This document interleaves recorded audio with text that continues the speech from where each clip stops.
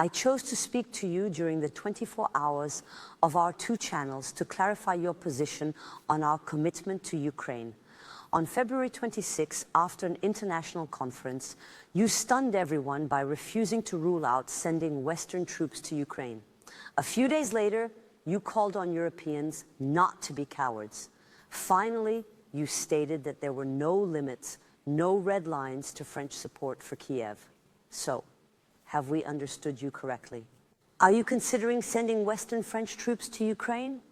Good evening and welcome. You're sitting in front of me. Are you standing? No. Are you ruling out standing up at the end of this interview? Of course you're not going to rule it out. You won't rule it out. There you go. We're not sure we'll do it, but in any case, we're not in that situation today. It's not a question of life or death, it's a question of sitting or dying. No, but first, there's a gradation, and it depends where you're doing it. I make this comparison to explain what it means not to exclude options. There's a reason for not doing it. And the position of simply saying what we're doing and giving ourselves red lines.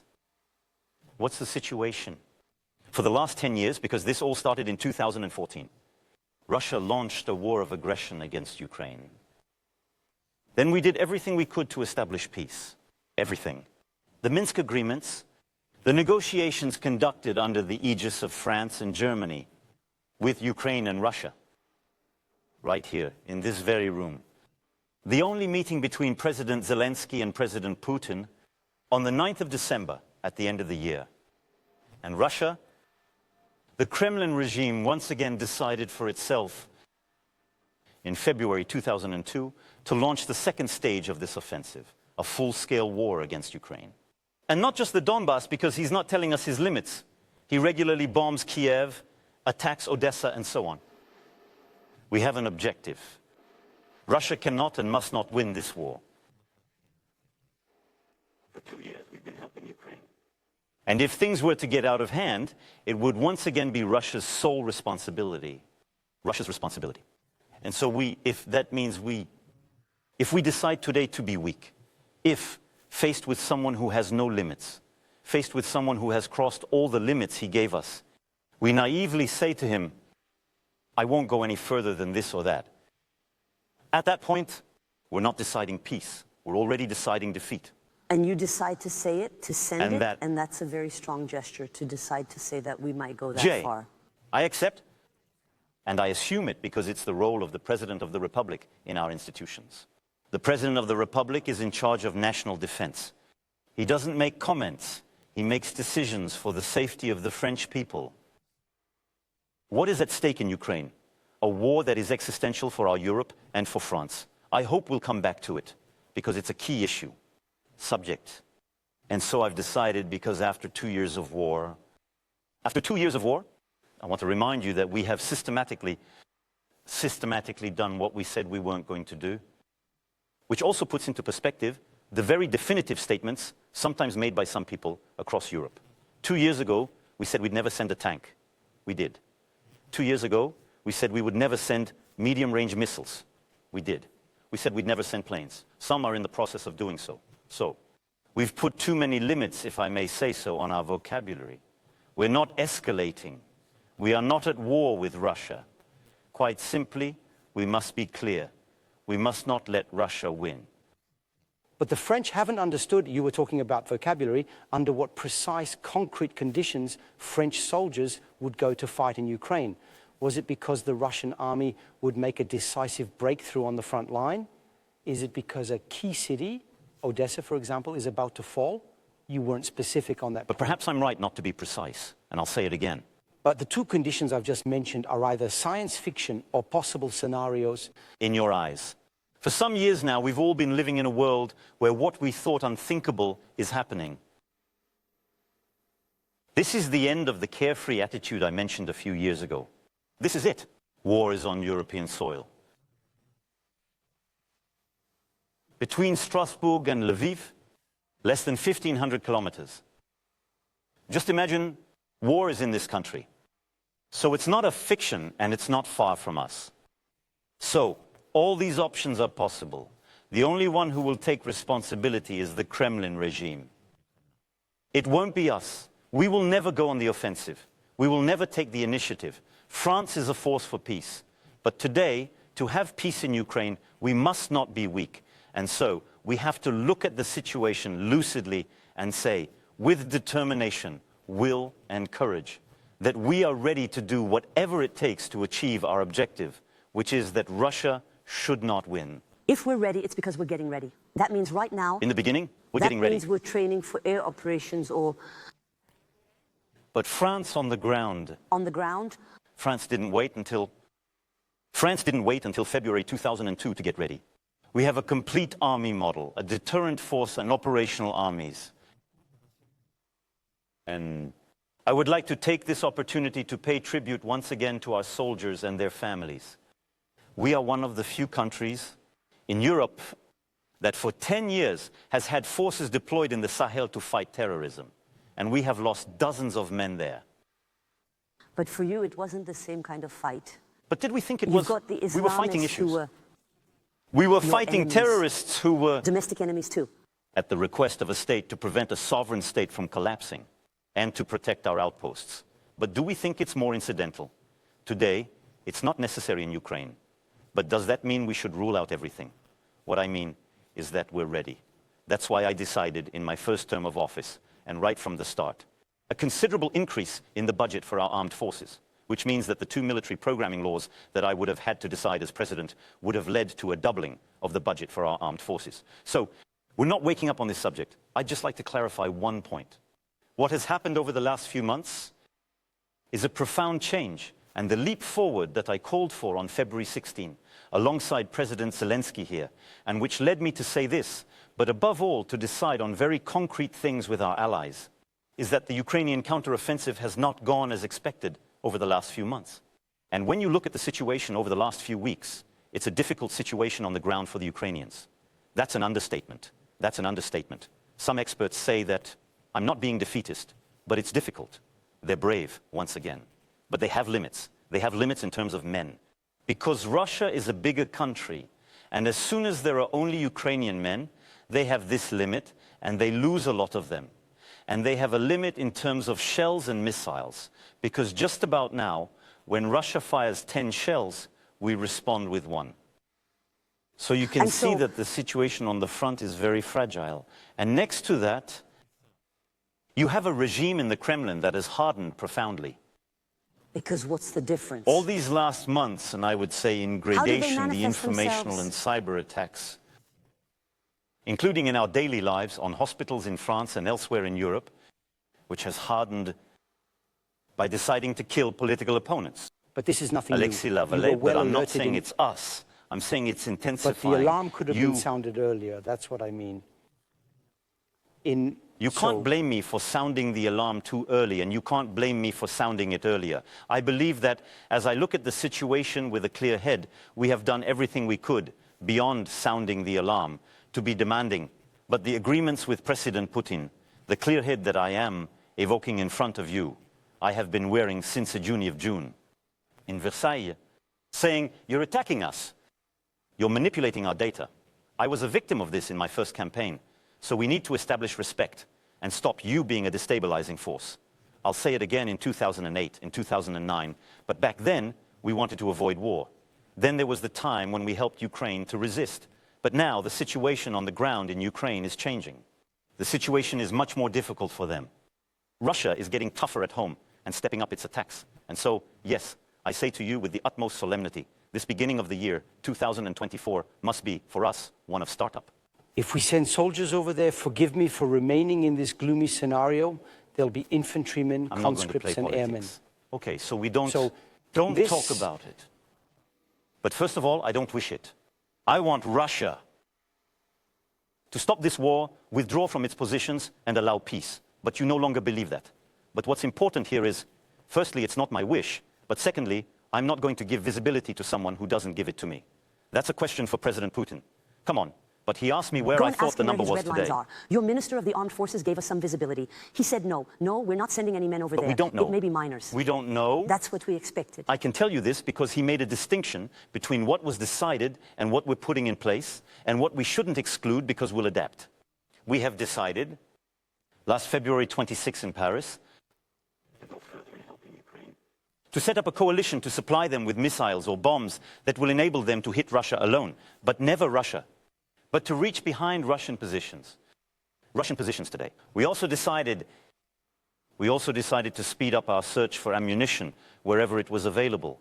That's what I went to Prague to do a few days later, and we decided to carry out 5 joint actions, and we all agreed around this table, Europeans, Americans, Canadians, Brits, to say we're going to clear mines together, produce and repair equipment, deploy civilian forces on the border with Belarus, protect the border with Moldavia, again with civilian forces, and defensive cyber actions on Ukrainian soil. On the other hand, they have not decided to send any troops at all. And they let you know as soon as you said that. We can always come back to that, and I'm going to get to the bottom of it. That's what the French are asking. But they're absolutely right. But I say today, we've decided on this, and it's a change. We decided it in Paris. It's the start of a new awakening. Then, I tell you, we'll do what's necessary to achieve our goal. Because if Russia were to win, French people's lives would change. How would it change? We would no longer have security in Europe.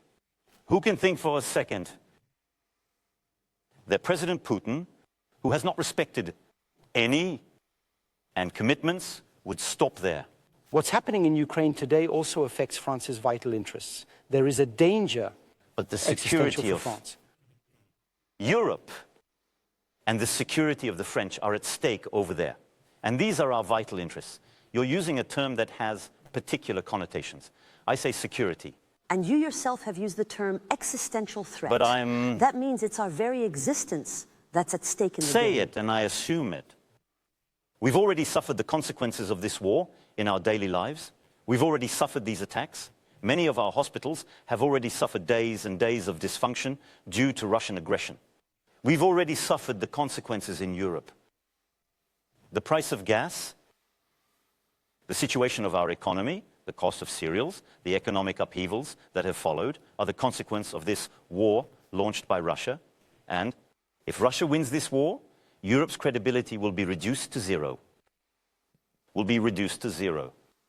What would be the credibility on our soil of a power, the European Union, of its members who let this happen?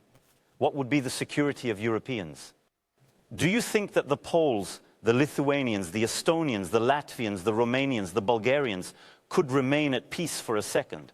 And I'm not even talking about Moldavia, which may not be in the European Union today, but which would be threatened in a second.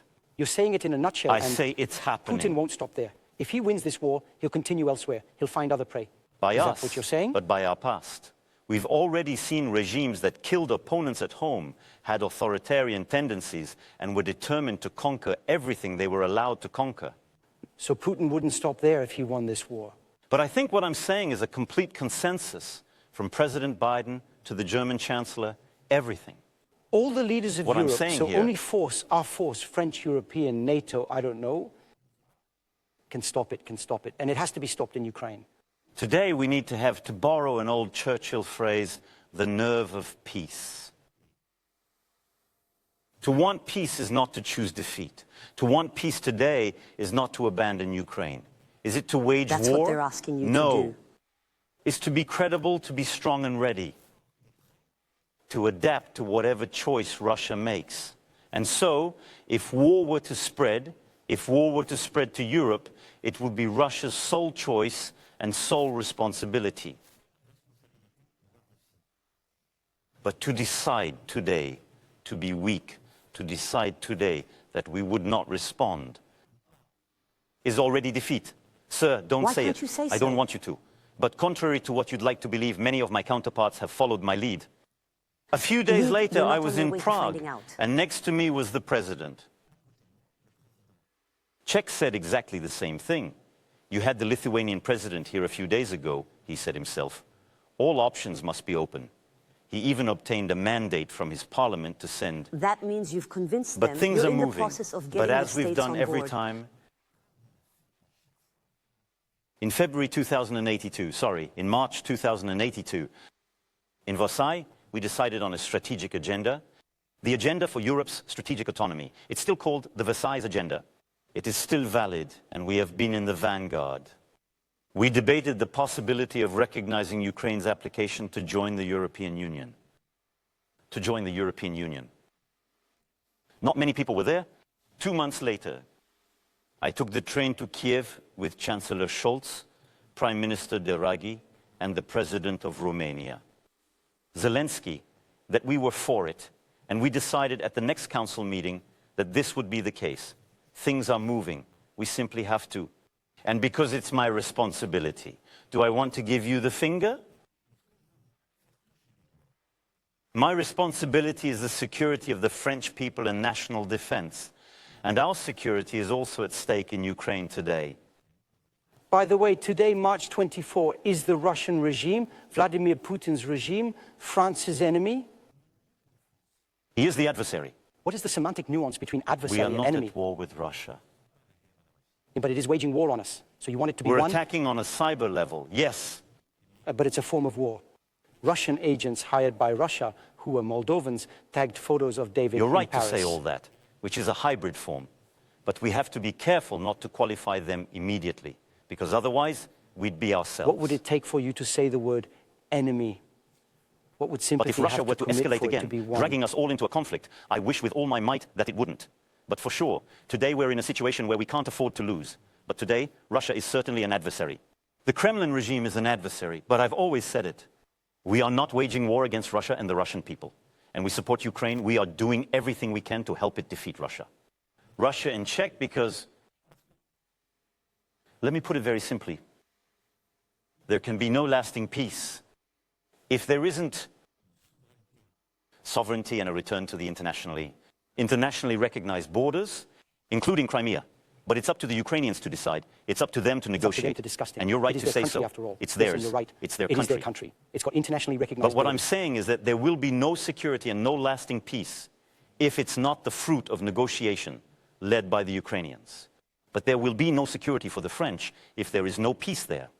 You say it's not allowed. Peace doesn't mean Ukraine's capitulation, nor the amputation of Ukraine, because all that is already choosing that we are weak. So France's position has been very consistent from the outset. It's just that Russia is escalating.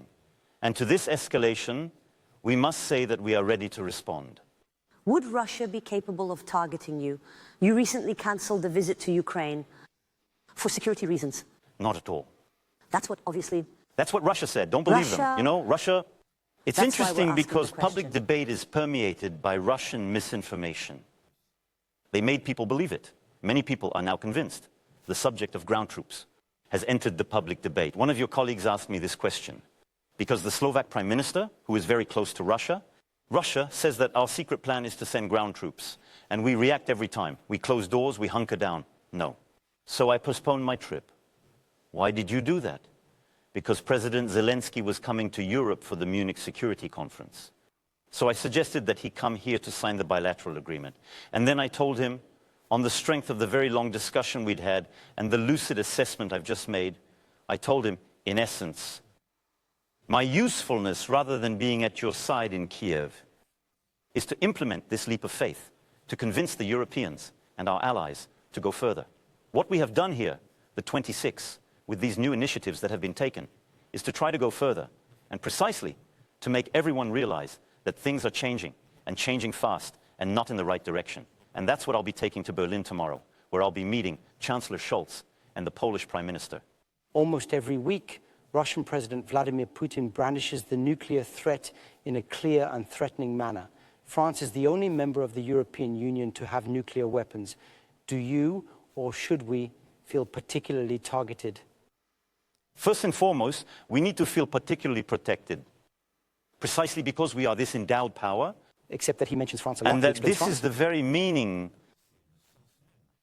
of the choice made by General de Gaulle after the Second World War. And then we are ready, we have an established doctrine, and when it comes to nuclear power, you don't need many words. And nuclear power is not an instrument of destabilization or threat. It's an instrument of security. And the fact that we have the bomb, as Russia does, places us in a special confrontation, giving France a greater responsibility or greater weight, depending on your point of view. First and foremost, our nuclear capability provides security for the French people, which few countries in the world have. It gives us a responsibility to be a power with this weapon, and therefore to never escalate, either verbally or, of course, de facto. And yet he brandishes the threat. I don't and think he it's echoes your words about red lines. Appropriate when we nuclear weapons. You haven't spoken to Putin in how long? Several months. Isn't it a handicap not to speak to him? Look, I've talked to him. I've spoken to him whenever necessary.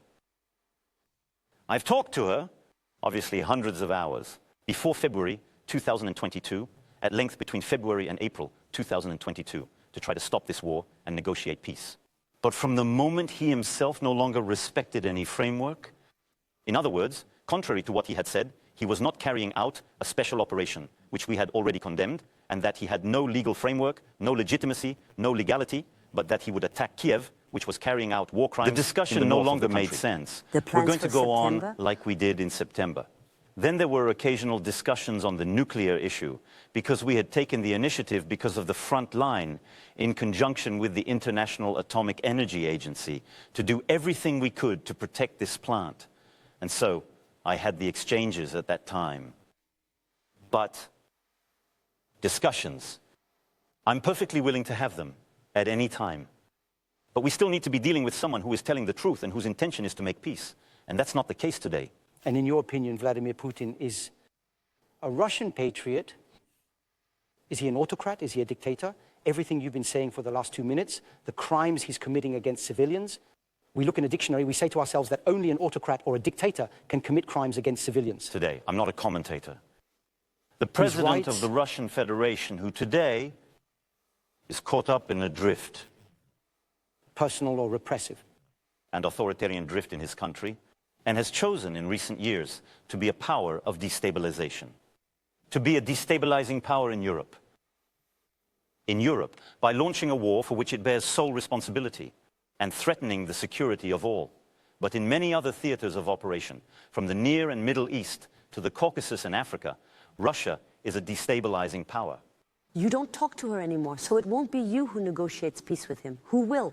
Will it be the United States? But there is an order of times. I'm probably the most talked about leader in terms of responsibility. Yes, but now let's say there's a certain coldness between you. But it's not a cold, things aren't personal. And besides, I don't want to try and personalize them, it wouldn't make any sense. This isn't fiction, it's not a novel or a series. And don't worry, we're talking about life and death. As far as I'm informed, I don't feel that Donald Trump is president of the United States of America. There's a risk. And so today it's clear there's not a risk, there's war. As we speak, men and women are dying in Ukraine by President Putin. And what I'm telling you is that if Ukraine falls, our security is threatened. And so the time has come for us to resist. And we're in a time, and this is the time I'm taking on, to say that if Russia were to continue its escalation, if the situation were to deteriorate, we have to be ready. And we will be ready. And to be ready. And we will be ready. And we'll be ready to make the decisions to ensure that Russia never wins. Which is why you said that France is in a war economy. Will come, I hope, as soon as possible, the moment when we will have to speak again with the president of the Russian Federation, whoever he may be, when the time comes. And France is in a war economy, you said at the beginning of the year. You were talking about shells earlier. Take a look at the figures with Anne-Sophie. As we speak, France is producing less than 100 shells a day, unless we're mistaken. That's what Ukrainian soldiers are using. Use in a few minutes. Sorry, it's very modest, but it's the most we can do. It's modest, and it's quite normal for these categories because we don't have a defense industry that's adapted to an ever-increasing demand. We don't have a defense industry that is adapted to a war of high territorial intensity, which is not in any of our forecasts and which we are not preparing to wage for ourselves. Will it ever be? And so, several things. Firstly, as early as February 2022, I declared to all industrialists that we were moving into a wartime economy. I asked them to make an effort to produce more and to produce faster. And that's what I entrusted to the Minister of the Armed Forces at that time. We got the job done on several segments that were essential for the Ukrainians. Caesar cannons, which are crucial to Ukraine's defense, we increased their production. And where we have delivered a few dozen since the beginning of the conflict this year, because we have multiplied the lines and increased production rates, we are going to produce almost 75 Caesar cannons, all of which will go to the Ukrainian front. That's a lot more than we've delivered since the beginning. We have more than tripled our production. Categories of shells and missiles that are relevant to the Ukrainians. But there are limits, and this is true of all European countries. So what do we do about it? We're increasing our capacities and production rates, but above all, it's taking time because we have to create new lines and new production structures. That's why we decided to create them in Ukraine, because it's closer to the field and can be done much faster. That's what we decided here with all our partners. And that's what we're going to do, hand in hand with Germany. Expose you to bombardment. That's been agreed. You underline a form of contradiction, perhaps, among some of my partners who are ready to produce them on Ukrainian soil, but not ready to make certain commitments for the future. Well, that'll come. We could be French engineers, but our questions we're in the are for process of looking Ukrainian into, Muslims. within the framework of these coalitions, the deployments we'll be making in Ukraine to co-produce with them. This will help us to move ahead more quickly. And finally, we're doing two other things, one in the short term and one in the medium term. That's what war economics is all about. In the short term, we look for ammunition wherever it's available. So we're going to sound out every country in the world. I won't mention their names here because for some, confidentiality is important. But we'll search their available stock and offer to buy from them because it's a question of speed. At the same time, we're putting the European defense industry in a position to produce much more in the long term. How do you finance it? Because we're having a bit of a budgetary problem at the moment. We're making a lot of savings. Yes, but billions. because... How do we finance this whole war effort? But first of all, I'm going to be very frank with our compatriots and with you. We can't say that we've all been doing it for 2 years. And we've been saying it, all European leaders have been saying it, all of them, there's no exception. Our future is at stake in this war. This war is existential. And to say, we're going to carry on living as if nothing had happened. No, but I'm telling you, that's not possible. How we finance... So, as I'm telling you, we've already anticipated the situation since we have a military programming law that comes after the other one. We have doubled our disarmament budget. On top of that, we've been making budgetary choices since 2002. On top of that, we're financing aid to Ukraine. And for we've this already factory in financed Ukraine? 4.8 billion euros, more or less, and we're going to go up to 3 billion euros this year. And then is our European commitment. That's why we've launched a European Peace Facility.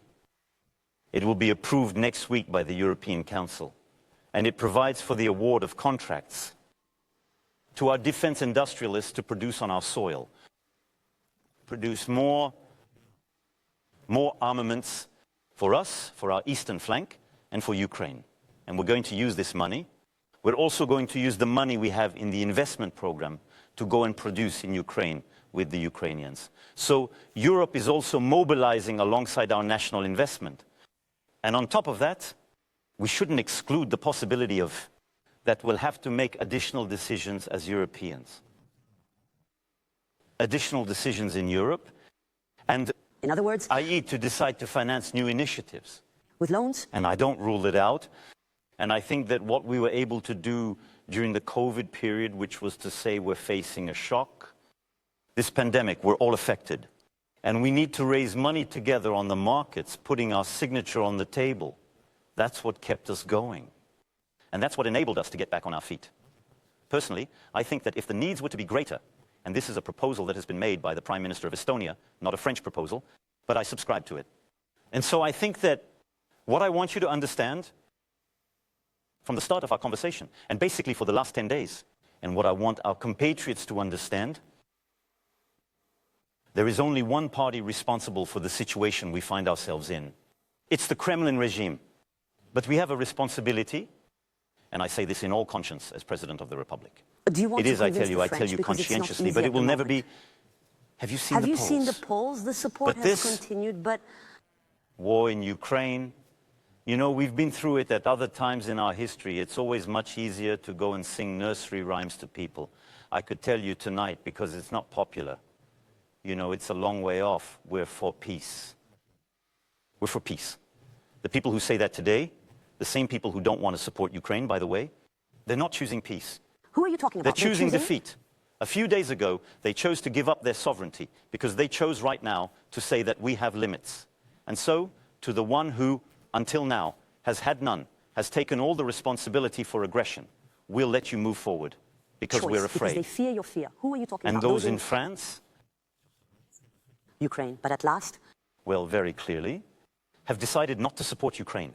Mr. President, a few days ago, the Senate and the National Assembly had to vote on a security agreement you signed with the Ukrainian president. Several political parties abstained or voted against.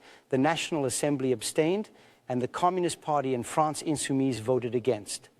What do you think of their position? They're pacifists and have every right to be. They are instruments of the Kremlin, useful idiots, as we might have said a few decades ago. No, I've always tried to keep the country united right from the start. The meetings I held in Saint-Denis, I did so again when I saw all the party leaders and the presidents of the constitutional assemblies were held a few months ago. Constitutional assemblies a few days ago. And after that, it's freedom, it's political pluralism, so we have to be respectful of that. But I have a very profound disagreement. I think that today, in good conscience, choosing to abstain or to vote against support for Ukraine is not choosing peace, it's choosing defeat. And that's very different. And when they accuse you of instrumentalizing the conflict in Ukraine? We've already had this debate. In the service of domestic We've already politics. had this debate. Finally, because the last presidential election was held a few months after the start of the February conflict in Sei. Listen to this. You can't be serious. That's all I can say. It's not serious because the responsibility for this war, the responsibility for the blows to the Ukrainian front, is Russia's alone. Our responsibility is to be strong for peace. Our responsibility is to hold this European unity together. And every time we have achieved European unity, from the outset we were under the French presidency, and we'll get it, you'll see. It's about holding on to our unity, but it's also about being strong. It means being strong to deter. It means being strong to resist. It's about being strong for our security. Mr. President, this interview is devoted to the war in Ukraine, but there's another war we can't avoid talking about. It's taking place in Gaza. There will probably be 30,000 deaths. The circumstances on the ground are atrocious. Since the terrorist attacks in Israel on October 7th, you've always said that you're behind Israel and that Israel has the absolute right to defend itself. Does Israel have the right to defend itself to the point of revenge? What do you think of the Israeli army's action today in the Gaza Strip? Words being important, I never said that Israel had an absolute right. France has right to defend itself, that's what you said. Yes, that's right. And in the first place, but absolute has a meaning, and I never said the word. Absolute. France's position has been consistent from the outset. And here again, we were perhaps alone at one point last October when we were joined by others. First of all, we implacably condemned the massive terrorist attack launched by Hamas against Israel and its people. Then you called for a coalition against Hamas. Secondly, that didn't go down too well for the time being. You'll excuse me, but we're all in the process of dissolving associations that finance. The international coalition against Hamas. But it's to say, fighting Hamas isn't just your story. You, the Israeli leader, it's also ours. And so we must act. What are we doing today with several partners? We're cutting funding wherever it exists. We've dissolved associations, so we're doing it, I assure you. The other countries didn't really understand at first what the intention was. The best way, not to get in the way, is to say nothing or simply what the masses want to say. This is not France's position, nor has it ever been throughout our history. Our position, if you'll allow me to express it, is simple. Firstly, implacable, clear condemnation of the attack.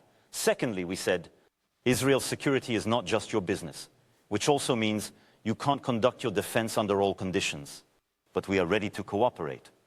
For example, on financing, which is what I said right away, to fight against the mass. Secondly, you are a democracy, so you have a responsibility to respect humanitarian law, the laws of war and international law.